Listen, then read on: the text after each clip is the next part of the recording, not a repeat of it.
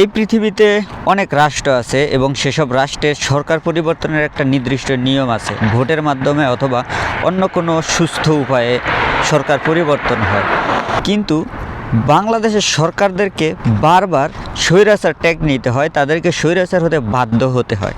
খেয়াল করে দেখেন, জনপ্রিয় প্রধানমন্ত্রী শেখ মুজিবুর রহমান, তাকেও কিন্তু স্বৈরাচার হতে হয়েছে এবং স্বৈরাচার হয়েই তাকে এই দেশ ত্যাগ করতে হয়েছে, দুনিয়া ত্যাগ করতে হয়েছে।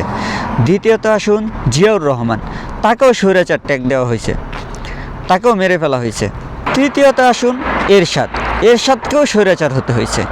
তারপর আছে বেগম জিয়া স্বৈরাচার না হলেও অন্তত তাকেও দুর্নীতিবাজ, দুর্নীতিতে চ্যাম্পিয়ন ট্যাগ দেওয়া হয়েছে। যাই হোক, সে ভোটের মাধ্যমে ক্ষমতা হস্তান্তর করেছে, তার বিষয় বাদ দেয়। এবার আসেন শেখ হাসিনা, তাকেও স্বৈরাচার হতে বাধ্য হতে হয়েছে। এই যে বাধ্য হতে হয়েছে কেন বললাম জানেন? এই দেশের সরকাররা আসলে স্বৈরাচার হয় না, তাদেরকে স্বৈরাচার হতে বাধ্য করা হয়। তো এবার মূল কথায় আসি যে এই দেশের সরকাররাই কেন বারবার স্বৈরাচার হতে বাধ্য হয়।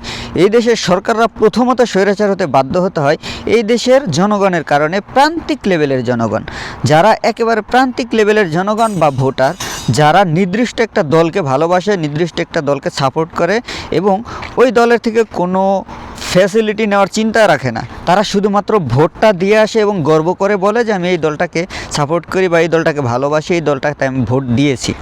এই লেভেলের জনগণগুলা, তো এই লেভেলের জনগণগুলা কিভাবে দায়ী সরকার স্বৈরাচার হওয়ার পেছনে?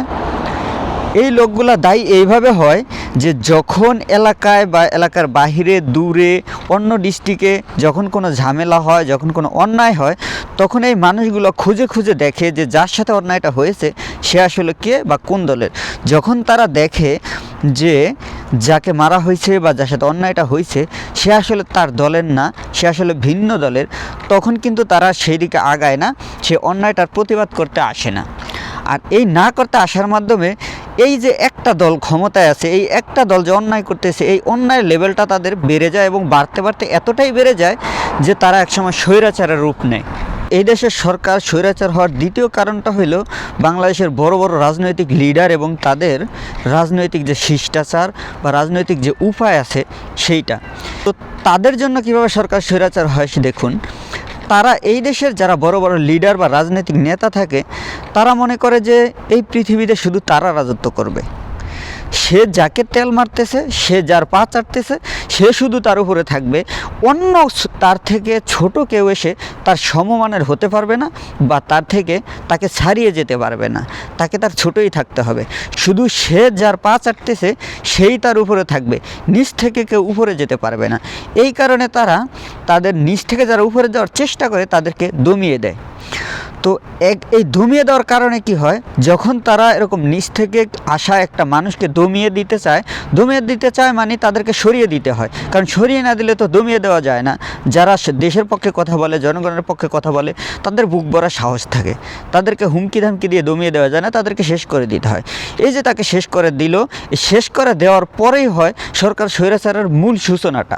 তো সেটা কিভাবে হয়, তার জন্য অনেক পুরানো উদাহরণ, অনেক পুরানো কিচ্ছা কাহিনী না করে একেবারে নতুন জেলেজান্ত একটা উদাহরণ দেই। এই যে বাংলাদেশের পরিচিত মুখ, প্রিয় মুখ হাদিকে আমরা হারালাম।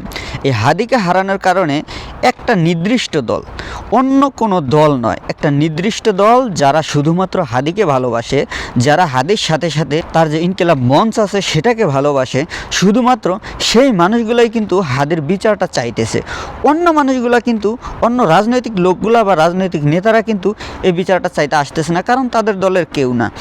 এই যে আসতেছে না, এই আসতে না আসার কারণে, এই বিচারটা না চাওয়ার কারণে সরকারকে কিন্তু এই যে যারা ইনকিলাব মঞ্চের আছে, যারা এই হাদি হত্যার বিচারটা চাইতেছে, সরকার যখন এই মানুষগুলোকে শান্ত করতে যায় বা ন্যায় বিচার পাইয়ে দিতে যায়, তখন সরকার বিভিন্নভাবে খোঁজ মাধ্যম নিয়ে অবশ্যই জানতে পারে যে এই দেশের এই হত্যার বিচার করতে গেলে দেশের বড় বড় দলের বড় বড় রাজনৈতিক নেতারা কিন্তু আটকে যায় বা কট খেয়ে যায়।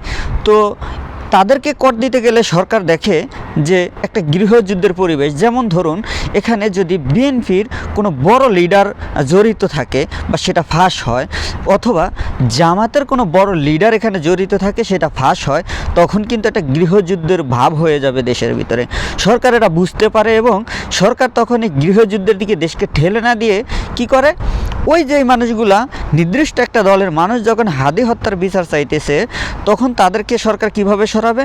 তখন তাদেরকে সরাইতে হলে ওই স্বৈরাচার শেখ হাসিনার মতোই কিন্তু গরম পানি ঢালতে হবে, অথবা পুলিশ দিয়ে এবড়ো থেবড়ো মারি শুরু করা লাগবে, নয়তো তো তারা দেশে বাসায় ফিরবে না, নয়তো তো তারা ঘরে ফিরবে না।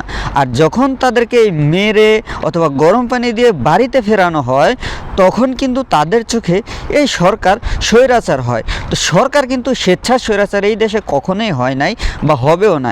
এই দেশের সরকার স্বৈরাচার হয় শুধুমাত্র এই দেশের রাজনৈতিক শিষ্টাচার এবং কালচারের কারণে, এবং এই দেশের বোকাচন্দ্র যে রাজনৈতিক লোকগুলো আছে, এদেশের বোকাচন্দ্র যে প্রান্তিক লেভেলের লোকগুলো আছে, ভোটারগুলো আছে, তাদের কারণে।